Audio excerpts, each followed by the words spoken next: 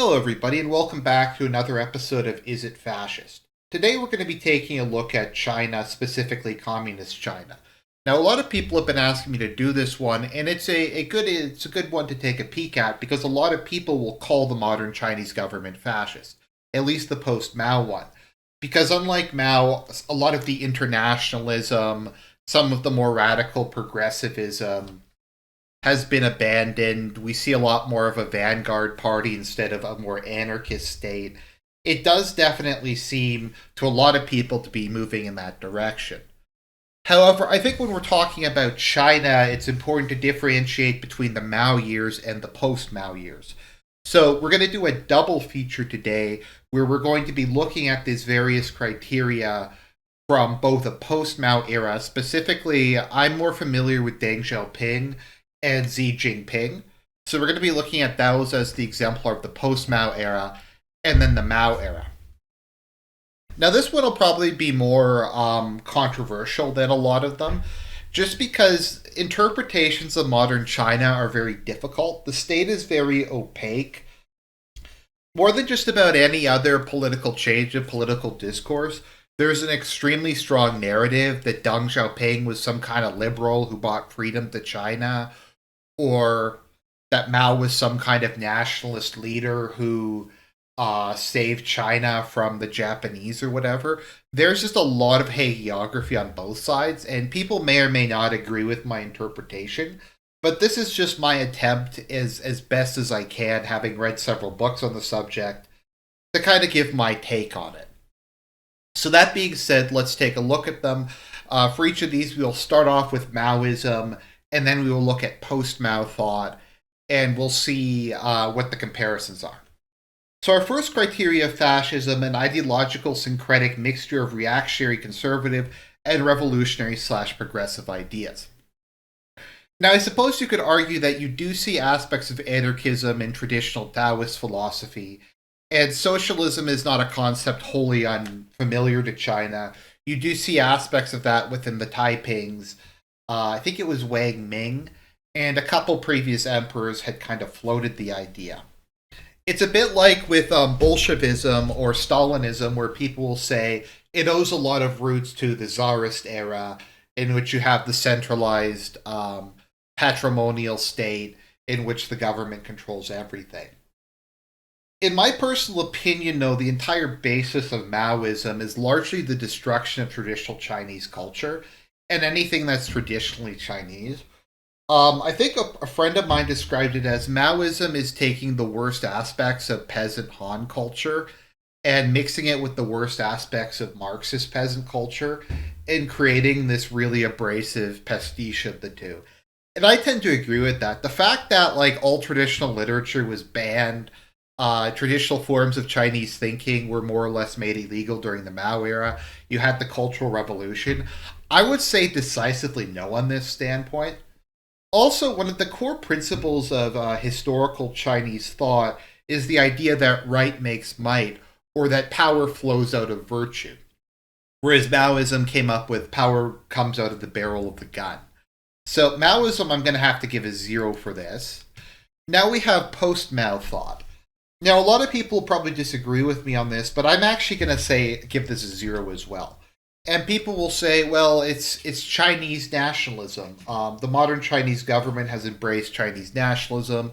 They've adopted all these symbols of traditional China, that sort of thing. I mean, you have a government that very heavily represses attempts to revive traditional Chinese religion. In fact, every aspect of Chinese society is micromanaged. I don't think that was necessarily the case previously. A lot of aspects of the post-Maoist Communist Party, I think, owe a lot more to 19th century or even 20th century nationalism than it really does to anything kind of historically Chinese or historically kind of a form of Chinese conservatism. The basic idea that everybody in China is Han and no sub-ethnic groups exist and no dialects exist of the language, that the whole country's one time zone, that we have to basically, bleach wouldn't be the right term, but exterminate all our ethnic minorities it reminds me a lot more of a something like what the Young Turks did, or various other 20th into the 19th century ethno-nationalist movements did, than anything really resembling traditional Chinese culture. Also, there's the whole aspect of apparently everything Confucius said is 100% in line with the modern Communist Party. I think there's also a lot of like a lot of people will say that the Communist Party is based because they'll occasionally throw a bone to their base, because the Chinese people are one of the most naturally conservative people in the world. I really don't think that that's the case beyond very superficial aspects to it. I think it is very much a scientific socialist, technocratic. Its nationalism is very 20th and 19th century. I don't think it really, even if it does more lip service than it did during the Maoist years, I really don't think it qualifies to this. I think it's mostly a revolutionary ideology wherein they tip their hat a bit to their supporter base. Identitarianism with a clearly defined in group and out group, cultural, religious, ethnic, or racial. Now, this is very hard to determine with regards to Maoism, because Maoism is very internationalist. It does have a inner and outer class group, but the aspects of Maoism, of traditional Chinese culture, and even the concept of race was dramatically de-emphasized during the Maoist period. You had Mao trying to, like, aggressively to bring in like black students to spread the revolution to other countries, to stuff like that. While once again the Chinese are naturally a very xenophobic and conservative people, so Mao probably had to tilt his hat a little bit. Overall, I'm going to give this a 0.5 because it has an extreme identitarianism within the context of class, but not within the context of race or culture. Post Mao, I'm going to give it a full one because we saw with the Tiananmen Square and just general political student movements in China, a big focus of that was getting African students out of China. China's become consistently more xenophobic and kind of returning to the status quo in history a lot more. You definitely will see a lot more, at least nationalist rhetoric out of China, and kind of a people who are not Chinese are inferior, we are the Middle Kingdom, than you saw during the Mao era. A revanchist or romantic nationalist desire to restore the nation to its former glory or avenge itself against a historical foe. This is another very difficult one, because I don't consider Maoism to be particularly nationalistic. As I said, it's kind of an internationalist form of anarchism. Um, you do get a bit of, I don't know, is it necessarily revanchism? Because after Stalin died, Mao saw himself as being the leader of global communism, and he had this desire to destroy the Soviet Union, and this extreme antagonism between the two existed into the Deng era. But the question is that really romantic or revanchist nationalism? I don't even really recall there being that much of a rhetoric against Japan during the period. Once again, you could argue that there's like this communist socialist patriotism, but to me, like fascism, when it comes down to it, it's like women dressing up in these made up garbs that come from the traditional garbs that come from the 20th century, sorry, 19th century, eating like made up traditional food, music. The fact that like Maoism banned all of these things, I'm actually going to give it a 0 for this. With regards to post Mao, you do have some appeals to romantic nationalism. Um, and you have kind of some ideas as to China. You know what? China economy strong, so we're going to give post Maoist China this. There's this conception that China has to become this wealthy, rich state and re-achieve its historical relevance in the world. So we're going to say yes for this one. A belief in the supremacy of the party or state. I mean, do I even really need to say anything else? Even if Maoism is in a lot of ways a type of anarchism, I think you can make an argument about the nature of the state under Mao, because particularly like when you get into the 1980s, and I guess this is post-Deng too, the actual positions within the Chinese government didn't really matter. Like Deng was never actually chairman, I don't think, or president. I think he was vice premier, minister of defense, or minister of foreign affairs, and chairman of the military commission. I could be wrong about that, but basically it was not a one-to-one comparison, whereas people would just be premier, they'd be president, and it wouldn't necessarily mean anything. So while the supremacy of the party was a thing, I think you can make the argument that the state didn't exist in a traditional sense during the Maoist era. It's definitely a lot more statist in the Dengist era. I don't necessarily think that there's been a destruction of the Communist Party. I think they've more or less harmonized with one another. Whereas during the Maoist era, I think it was a lot more focused on the party over the state. But either way, they're both going to get a point here. A conception of an idealized new man. So this is 100% the case with Maoism. I mean, what was the Great Leap Forward? What was the Cultural Revolution? The idea was everyone was going to completely break with the past. Everyone was going to become a socialist. Everyone was going to become a peasant.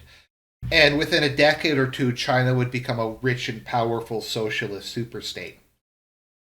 So I definitely think that that would be the case under Maoism. I don't think I even really need to go into too much detail about that. Under the post-Maoist regime, it's kind of difficult to say because they walked a lot of that stuff back. And kind of the ideal Chinese citizen now is more of kind of a sociopathic businessman, someone who's ready and able to grow China economies at all costs. So I do think you still have this conception of a dramatically just a complete and total change, not just from Maoism, but from what the Chinese people were traditionally like. Because in the Confucian social order, merchants and soldiers are very much near the bottom, and now merchants are near the top of the social ladder. So I think I'm going to give it half a point here for post Mao and 1 point here for Mao, and we are going to continue. A nationalist foreign policy combined with an amoral, zero-sum, or realist conception of international affairs. This is 100% not a case during the Mao era. It was almost purely ideological. I think some rapprochement with the U.S. happened at various points, like with Nixon, but by and large, it was very ideologically based. The post-Mao era has been basically 100% amoral. If you look at basically the Chinese foreign policy is China economy strong. It's lending money to countries you know can't repay it, taking them over, extracting the resources, and sending it back to the Chinese homeland. They've largely abandoned a lot of tenets of ideological struggle. They'll still support Maoist parties in different parts of the world to a certain extent, but I think by and large it's very much moved in the other direction. From where it used to be. An indifference to or marginalization of economics. So I think what some people don't understand when I talk about this, and ironically enough, given what how I'm going to score this, but there's a Maoist principle, mind over matter or spirit over matter, which was the idea a lot of fascist countries had during World War II, where the Japanese believed that their dedication, their bravery, and their willingness to sacrifice would overcome the material shortcomings of their country. Also, while fascism will often adopt some kind of national syndicalist or even socialist economy, once again, the focus is on national regeneration and the assumption that proper racial hygiene or proper moral standards or those sort of things will flow out of it. You could probably argue if we ever get to like Franco that maybe this is not the case, as a big focus of the regime was implementing all kinds of interesting Catholic integralist economic policies. But even if Mao theoretically said mind over matter and stuff like that, It was very much an economically focused movement. It was all about what was the national GDP, what was the production of steel, what was the production of wheat. We need to get everybody producing things at the same time. A lot of the expressions of Maoist culture was very similar to what it is today, albeit in a different form, where the success of the Chinese nation was directly correlated with its steel and grain output. So I would say that was definitely not the case during the Maoist era. Post Mao, I would say once again, I mean, I had a whole series called China Economy Strong. The entire purpose of the modern Chinese state is economic growth of all costs. Any cultural, moral, religious, other thing is completely subordinate to the desire to make China economy strong. A masculine approach to problem solving, focusing on decisive action. This is a tricky one. I would say that this is definitely the case. It's hard because it's China, so you have a lot of just bureaucratic stuff that comes into it. During the Maoist era, though, if Mao wanted someone gone, they were gone. During the Cultural Revolution, they would just, if the mob wanted to kill people, they'd just kill people. I would say during the Maoist era that this would generally apply. I don't think this is really the case. Post Mao, at least, as much. I think the current government is a lot more conservative in like a small c sense, a lot more unwilling to make dramatic or sudden policy changes. It's a lot more of an oligarchy than it was under Mao. And I think there's a lot more of a focus on ensuring that there's no internal instability and that the state is moving along, even if it's at a crawl, than in sudden revolutionary change. So Maoist era gets 1, post-Maoist era gets 0. Encouragement of mass political action, often in the form of a political party or other organization. I mean, that was basically the Great Leap Forward, and the Maoism is probably the best example of human history of a society that was constantly undergoing political campaigns, that was constantly trying to force people to participate in denouncements, in the Great Leap Forward economic program. It wanted absolutely everybody to be involved. Cultural revolution. Like I said, in a lot of ways, Maoism is a form of anarchism. Now, today, it's an interesting question because the Communist Party has primacy within Chinese society, but at the same time, you don't see nearly as many. And you're seeing this a bit more under Xi Jinping, but like under Deng, they removed the Communist Party officers from every state enterprise. It was just kind of taken as a given that communism had won, and there wasn't really a need to go through the minutiae anymore and to completely micromanage everything. Um, well, everyone's encouraged to participate in the Communist Party. I just don't see quite the focus on mass demonstrations, political campaigns, mob violence, stuff like that than you saw during the Maoist era. So I'm going to have to give this a 0.5, and people are free to disagree with this. They might say that that's inaccurate, but I just don't really see it to the same extent you saw before. It's much more vanguardist and much more technocratic. Vanguardism, or belief in an elite inner group to safeguard the new order/revolution. I would say this did not apply during the Mao era. Something that somebody used to describe Africa is so somebody once said, so Latin America is the most unequal place on earth because in Africa you don't have a lower class, you don't have a middle class, you don't even really have an upper class. You just have a ruling class, often one person and their family. And there's not even really what you would traditionally consider to be like industrialists or powerful lawyers or other types of career politicians. And during the Maoist era, literally no one was safe. All power resided in Mao's hands, and at any given time, anyone could be purged. No one enjoyed any particular level of protections or power beyond what Mao was willing to give someone in a particular circumstance. The Communist Party itself was just completely was basically purged from government during the Cultural Revolution, and most of the civil servants were replaced with military professionals. So I would say, ironically enough, Maoism is not vanguardist. Modern China is extremely vanguardist.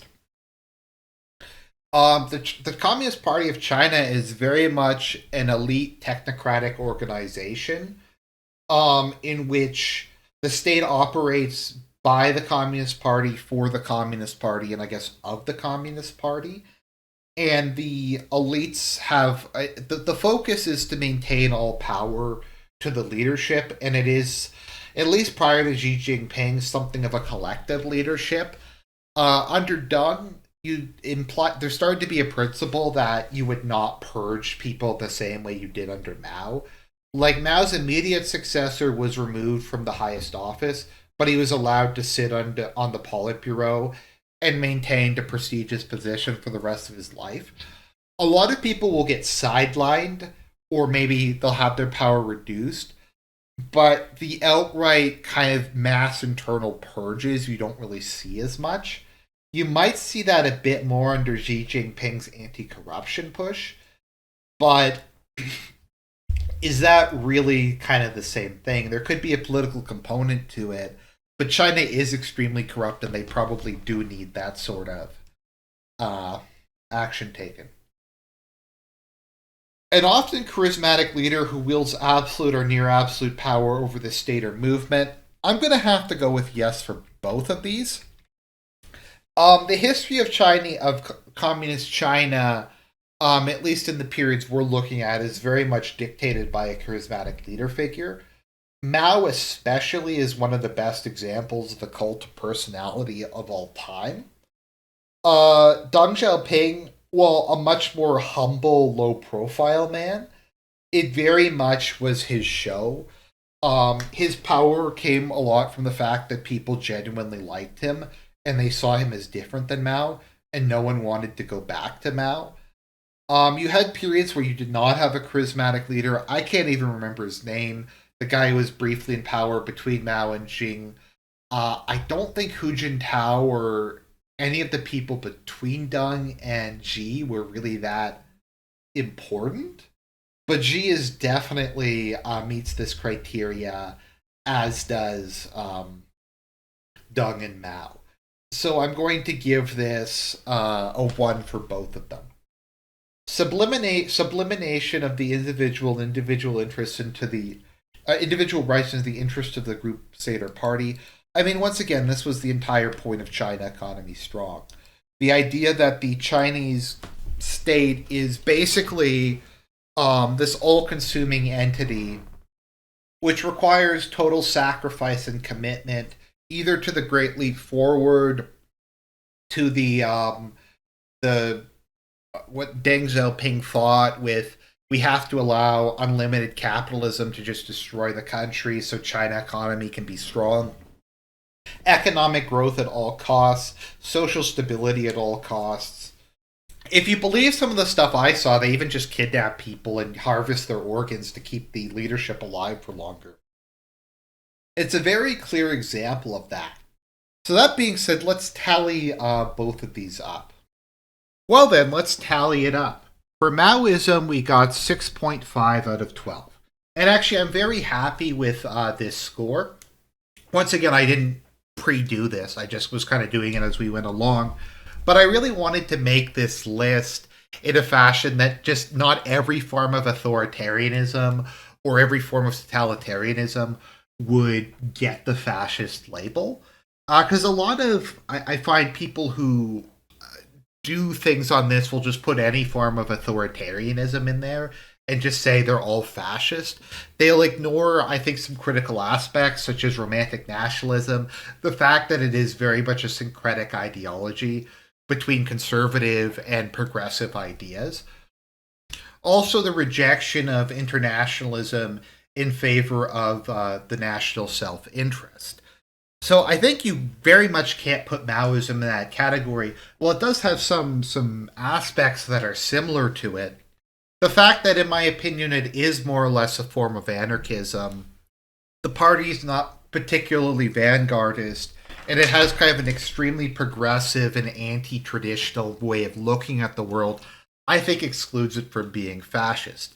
Now, I like to round because uneven numbers make me feel uncomfortable.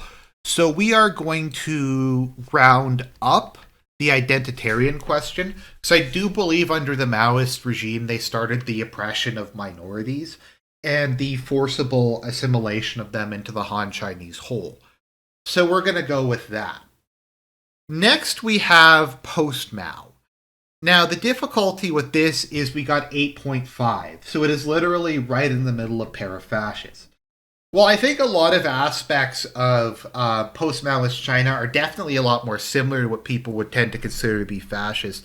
I do think people dramatically overstate how conservative it is, how nationalistic it is, how much it's resurrecting traditional Chinese culture.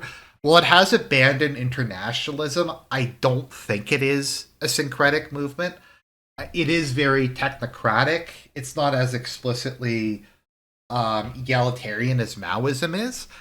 And I don't like uneven numbers make me suspicious. So I'm going to take romantic nationalism and put it down from 0.5 to from 1 to 0.5. So post-Maoist China gets an 8 out of 12, which puts it in the para-fascist category, which once again I think is appropriate. You lack a lot of the radicalism, romantic nationalism, and syncretism, but you have a lot of the kind of guts you would see in a fascist state. A charismatic leader, a very strong one party, a sense of collectivism. I think something to keep in mind is people see Zheng as this big reactionary, conservative, liberal, but you have to view things in terms of relative. Was Deng an ultra-reactionary compared to Mao? Yeah, but Mao was the most radical person in human history. I like to describe Deng. So people describe Churchill as being just to the right of pragmatic. I describe Deng as being just to the left of pragmatic, whereas there was less censorship during his reign. During Mao's reign, I think they only approved like 6 movies or something. And there was only, I think it was 12 model plays that were allowed to be shown. It was one of the highest amounts of censorship in human history. So obviously anything, even if it's exceedingly repressive, is going to be much less radical than that. So that kind of concludes this video. Maoism gets a 7 out of 12 and is not fascist. And post-Maoist China, by a hair, goes into the para-fascist category. I hope you found this interesting. I hope you found the compare and contrasting neat. I was kind of happy that there was a distinct difference. Like, Maoism got it more in some categories, and post-Maoism didn't. I think it also shows that the scale is working as intended. Once again, I didn't specifically go through a list of different regimes when I was making this and try to get them to go in a certain area. But I think so far things have generally speaking been where they logically should be. Once again, we have a kind of a pure example coming up where it easily got all 12 points. But we'll get to that when we get to that. Anyways, everybody, I hope you found the video interesting. I hope you learned something. God bless everyone and have a great day.